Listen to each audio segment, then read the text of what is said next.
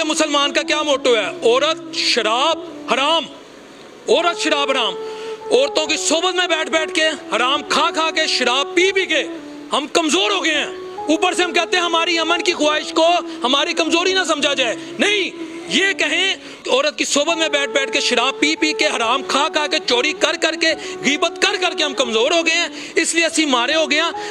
سانو ماریا نہ کرو، ساڈی بددعا لگ جانی ہے، یہ میرا پیغام ہے میجورٹی آف دی مسلمز کو انکلوڈنگ مائی سیلف، کہ ہمیں اب کوئی وہ غیر مسلم مارا کرے ہم کہہ کریں مارے دی بددعا لگ جائے گی، سانو نہ مارو، یہ ہے ہماری اصلیت۔ ہم زکوٰۃ دیتے ہیں، نماز پڑھتے ہیں، روزے رکھتے ہیں،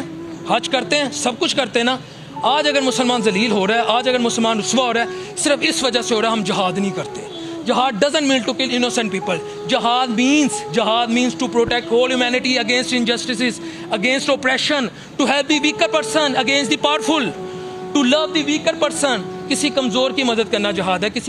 کسی مظلوم کی مدد کرنا جہاد ہے، چاہے وہ ہندو ہو، سکھ ہو، عیسائی ہو۔ ہم نے جہاد چھوڑ دیا اور مسجد الاقصیٰ پر حملہ ہوا، اسلام کے پہلا قبلہ تھا اسلام کا، جناب رسول اکرم صلی اللہ علیہ وسلم نے 1,24,000 انبیاء کی وہاں امامت کرائی، ہم UN کو کہتے رہے وہ ساری مدد کرو، ساری مسجد پہ حملہ ہو رہے ہیں، 2 ارب کے قریب مسلمان UN کو